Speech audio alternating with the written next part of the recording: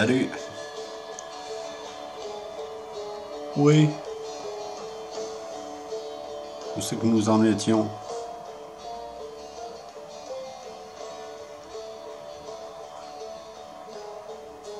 Ouais.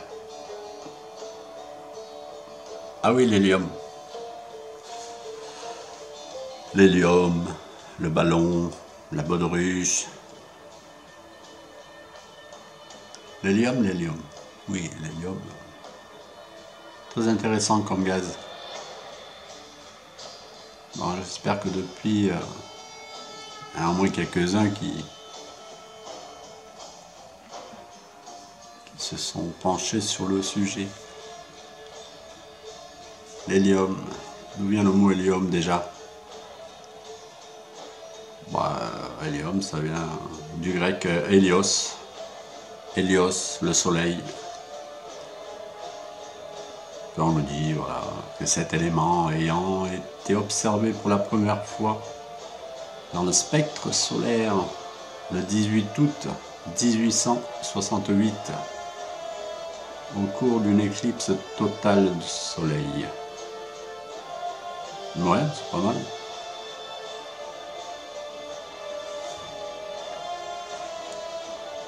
Voilà un élément très abondant aussi dans l'univers, hein, que ils appellent l'univers.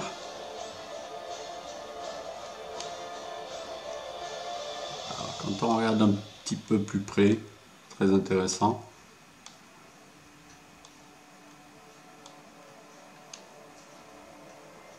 Si on va voir l'hélium à l'état liquide,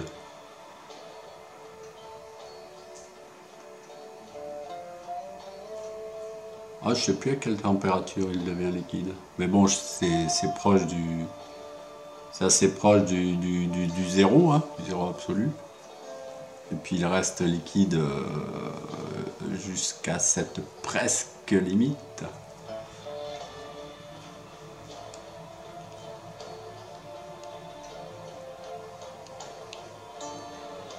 Ouais, en même temps, je regarde. Là. Il est écrit. Qu'y a-t-il d'écrit? Oh, plein de choses, hein, vous irez voir vous-même parce que bon, je vais pas faire la lecture. Hein.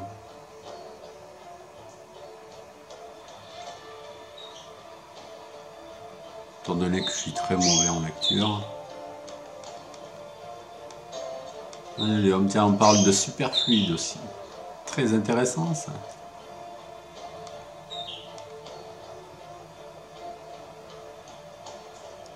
Lorsqu'on parle de superfluide,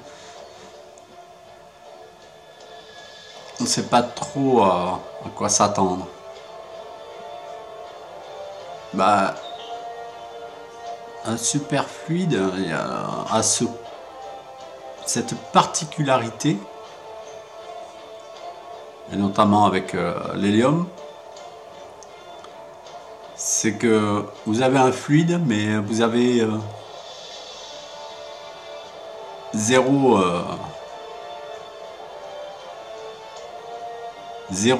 viscosité, c'est-à-dire résistance.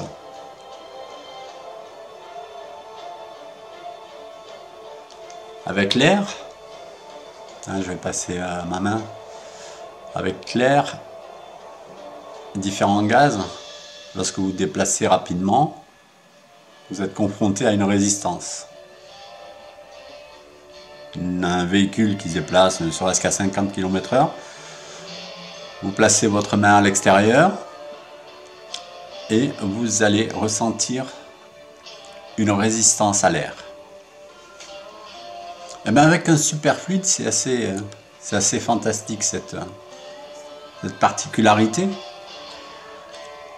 C'est que si à ce moment-là vous changiez l'air par un superfluide, et bien à 50 km/h ou même à 100 km/h, vous ne ressentiriez pas cette résistance. C'est-à-dire que votre main, oui, bien entendu, c'est très très froid, hein, mais disons qu'on élimine le froid et les inconvénients physiques. Imaginons que vous puissiez le faire. Eh bien, à 100 km/h, votre main se déplacerait dans ce fluide et vous-même, vous ne ressentiriez pas, vous n'auriez aucune résistance. Vous pourriez continuer à bouger vos doigts et tout, comme si de rien n'était. Voilà ce qui se passe dans un superfluide. Et même, prenons un objet que l'on, on va dire, que nous lancerions dans un superfluide, on va dire à une vitesse de 30 km/h, et bien cet objet, en fait, lancé dans ce superfluide à 30 km/h, eh bien, il garderait sa vitesse. Il garderait sa vitesse, voilà. Il ralentirait pas, il accélérerait pas. Il conserverait sa vitesse. Je trouve ça assez fascinant et très très intéressant. Bon, après, on fait ce qu'on en veut. Hein.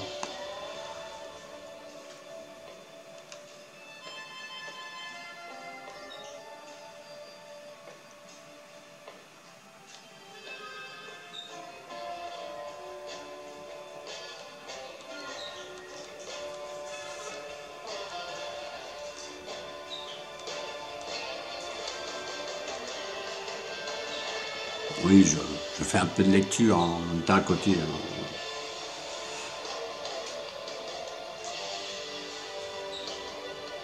Donc alors, cet hélium,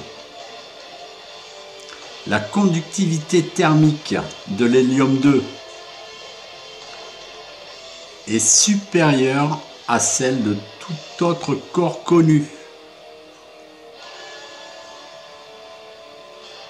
Ceci empêche l'hélium de bouillir, car tout apport de chaleur se transporte immédiatement à la surface, où il provoque tout simplement l'évaporation en gaz.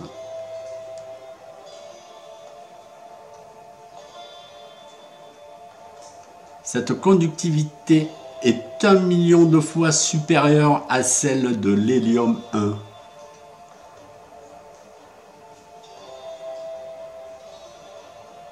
C'est pas mal, non?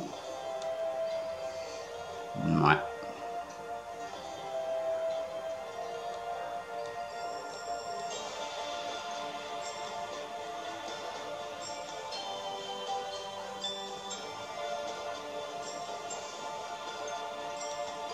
Oui, là, il est écrit que l'hélium... À l'état solide, l'hélium ne se solidifie que sous l'effet de forte pression. Ah oui, c'est vrai. Mais au niveau du sol, parce qu'on tente de le faire sous notre atmosphère. Bien entendu.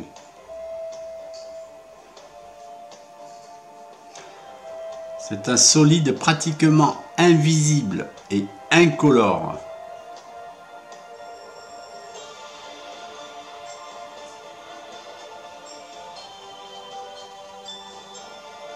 Et il est fortement compressible.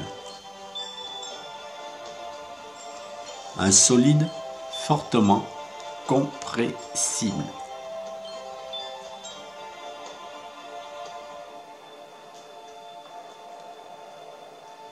Et en laboratoire, ils ont testé et ont réussi à le réduire, son volume, de plus de 30%. Étonnant pour un solide. Moi, j'appellerais plutôt ça, comment on a l'hélium, on va dire à l'état superfluide, j'appellerais ça un super solide.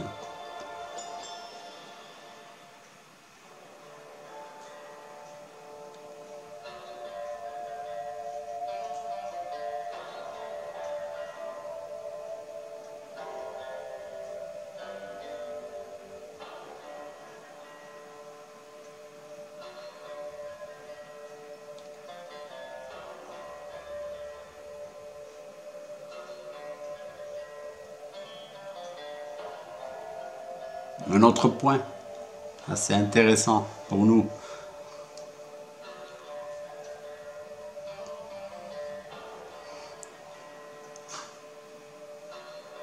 Il est souvent assez difficile de distinguer l'hélium solide de l'hélium liquide, leur indice de réfraction étant presque identique.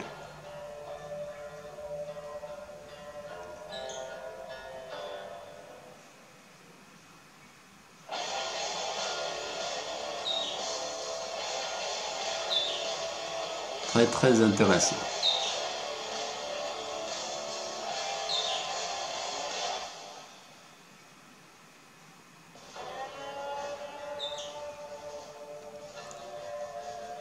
L'hélium solide a une chaleur latente,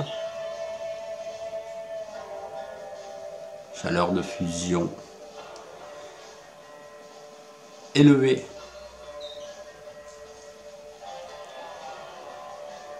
et une structure cristalline hexagonale,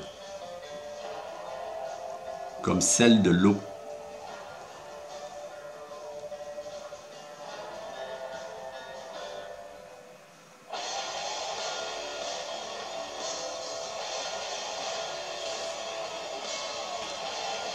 Ouais, c'est pas mal tout ça. Mais c'est vrai que bon, pas mal. Pas mal, un petit peu. Faut aller voir le reste, bien entendu. C'est vrai que c'est pas tout. Hein. On n'a pas que de l'hélium là-haut. Et oui, bien entendu, on a l'hydrogène. Alors là, l'hydrogène, on n'en manque pas. Hein. Alors, petit rappel, bien sûr, l'hydrogène, c'est le premier élément. L'hélium est le second. Un gaz noble.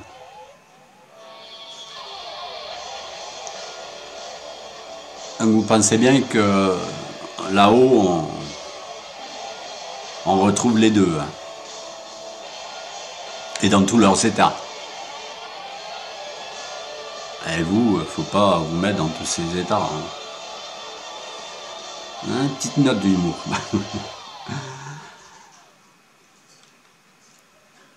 Alors, tenez là.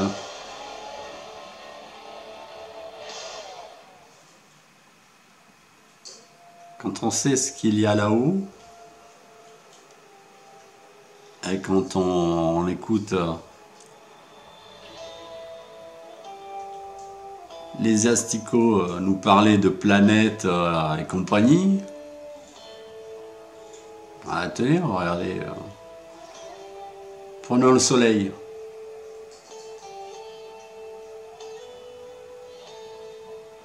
Puis faites des recherches un petit peu. Allez à la bibliothèque ou allez sur Internet. Ou n'allez pas sur Internet. Si sur Internet on raconte que des conneries. Allez à la bibliothèque. Hein. Parce que vous aurez un petit peu de temps. Allez-y. Et puis qu'est-ce qu'ils nous disent? Puis oui, parce que de toute façon, il faut arrêter aussi avec les tabliers et compagnie là. Hein. Hein, vous n'avez pas remarqué, mais oui, le tissu noir là en fait, oui c'est un tablier, il est noir. Oui, parce que sinon vous verriez la table.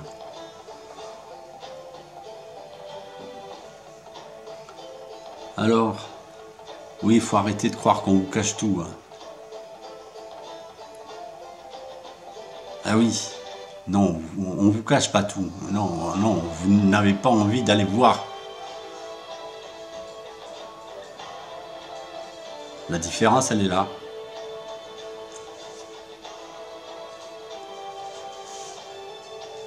Eh bien oui, je sais, je parle pas de tout le monde.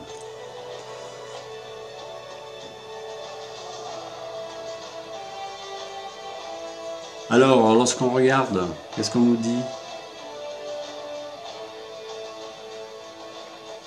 Prenons le soleil. Composition chimique globale. Bah, qu'est-ce qu'on vous dit? Hydrogène. Ah tiens, tiens donc. Hélium. Ah bon? Bah, je fais le mec surpris. Je suis pas surpris, non. Bon, ben voilà ce qu'on vous dit. Après, on en fait ce qu'on en veut.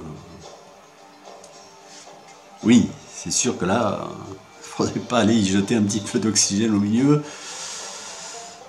Là, à ce moment-là, oui, ça risque d'être très chaud.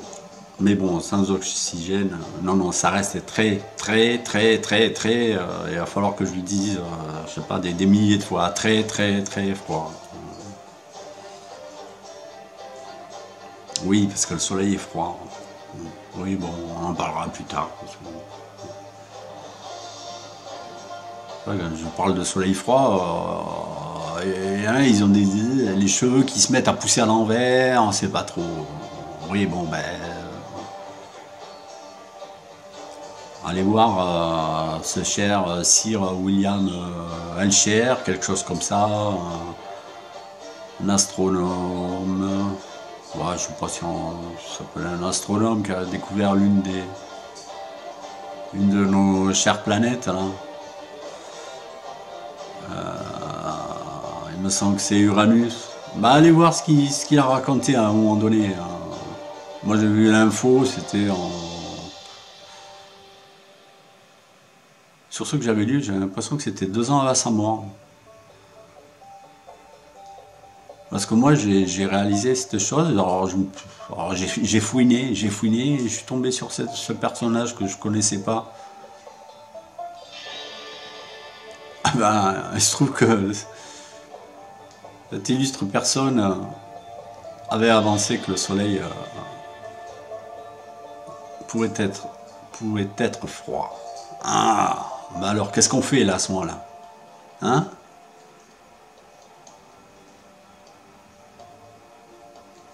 Il n'y a pas besoin d'attendre 2017, un Titi ou un Duchemol pour réaliser que le soleil est froid. Et il n'y a pas besoin de jouer les inventeurs, les découvreurs, n'est-ce pas les poteaux? Hein? Oui, parce qu'aujourd'hui j'ai un petit ton narquois. Mais ça vous est réservé là. Hein? Il manquait plus que le troisième là hier soir. On a eu Dupont, il manquait plus que Dupont. On a failli avoir les 3 Grimaud là. Vous savez, celui qui pioche partout et qui joue les découvreurs après. C'est ça que vous avez fait. Ah, je me retenais, mais bon, à un moment donné, quoi. Étant donné que vous méritez des coups de pied aux fesses. Hein? Et puis filez-moi au marché là. Allez vous acheter là 10 kilos chacun d'humilité un petit peu. Ça va vous faire du bien. Ah, vous inquiétez pas. Juste après celle-là, je vais vous oublier. Je vais vous oublier très vite. Vous n'avez que ce que vous méritez.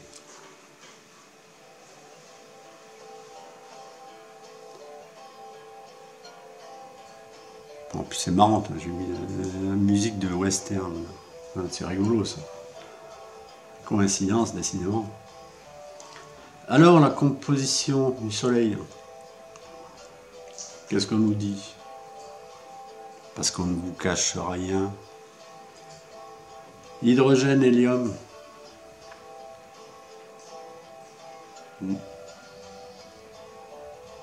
Voyons. Vénus, tiens. Qu'est-ce qu'on nous dit? CO2. N2. H2O. AR. Bah, vous irez voir à quoi ça correspond.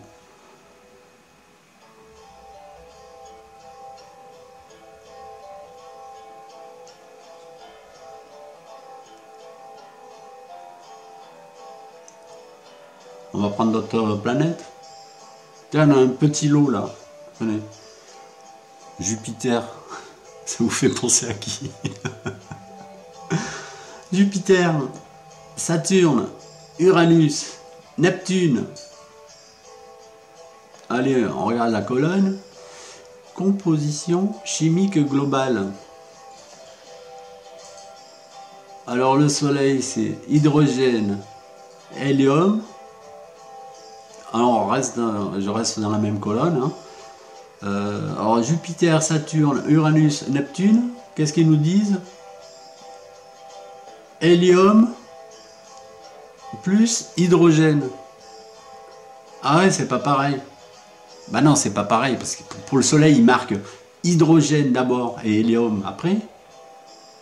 Et là, pour ces 4 planètes, ils mettent hélium d'abord et hydrogène après. Ah oui, du coup, c'est pas pareil. Tu comprends le coup?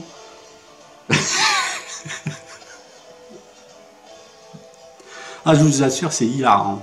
Ce que vous regardez là, non, je sais pas. Je sais pas. Franchement, c'est vraiment marrant. Pluton. Qu'est-ce qu'on a? Les silicates.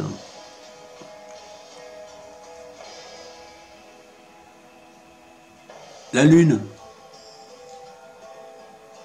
Composition chimique globale du silicate.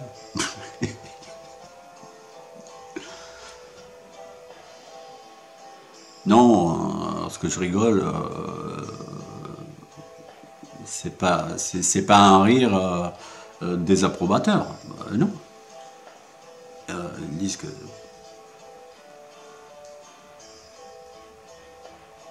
la composition chimique globale, c'est du silicate. Bah, c'est du silicate. Bah oui, et alors, ils ont fait le travail avant, hein. Puis moi j'ai pas les moyens de faire ces travaux. Alors s'ils disent, moi je prends. Ouais, moi je dis ok, moi je suis d'accord. Mais bon. Il y a des déductions à faire quand même. Hein. Tout comme Jupiter, Saturne, Uranus, Neptune.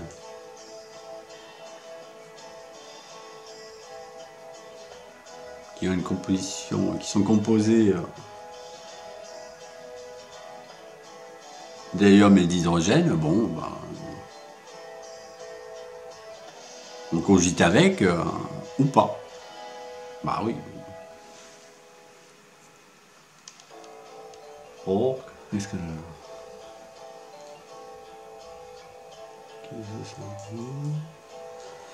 H2, HE, oui, de l'hélium, de l'hydrogène.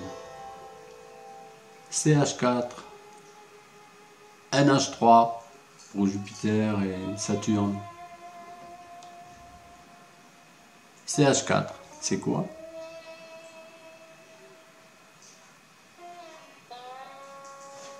Du méthane. Un gaz sans couleur. Se composant de molécules de 4 atomes d'hydrogène et d'un atome de carbone.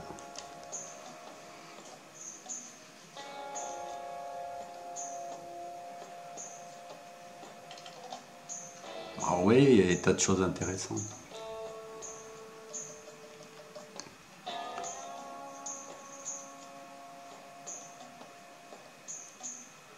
Donc le CH4, on le retrouve, c'est Uranus et Neptune.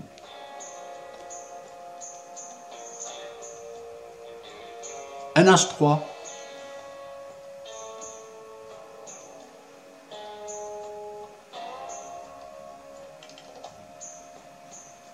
NH3.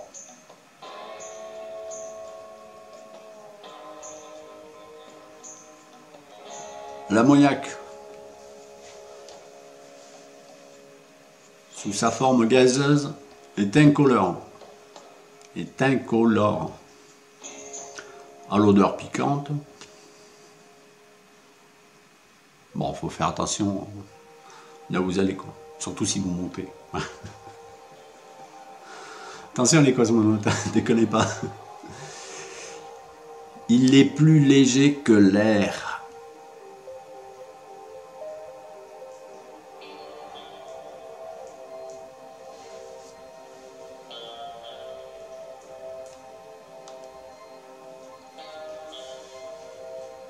Voilà, le NH3 qu'on retrouve dans l'atmosphère de Saturne et Jupiter.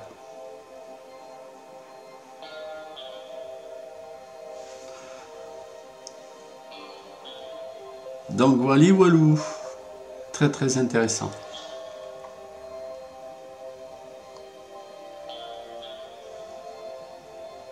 Ah voilà, pour ceux que ça intéresse, eh ben, n'hésitez pas à aller voir les données officielles, hein, tout simplement. Hein. L'état de travaux, tout presque a déjà été décortiqué, donc il n'y a qu'à se servir. Hein.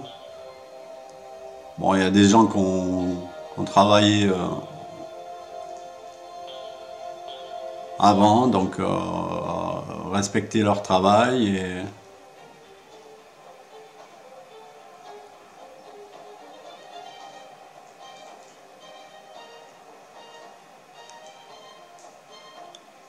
chercher, cogiter.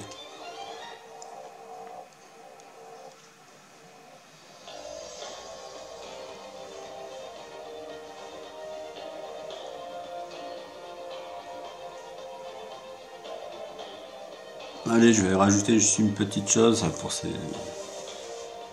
que moi j'appellerais allez, de super solide, compressible. Ben notez que je dirais super solide dans le sens où de l'hydrogène solide et de l'hélium solide, en admettant que nous puissions en avoir deux morceaux, deux cubes, ben en fait en les présentant l'un contre l'autre, et ben en fait ils s'imbriqueraient, du moins ils s'imbriqueraient, mais l'un pourrait traverser, fusionner et traverser.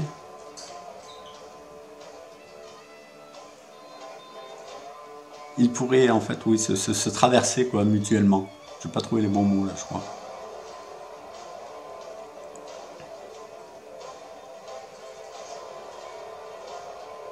C'est assez... je trouve ça assez intéressant. Surtout quand on imagine là-haut, comment les choses procèdent. Vous voyez qu'il y a des tas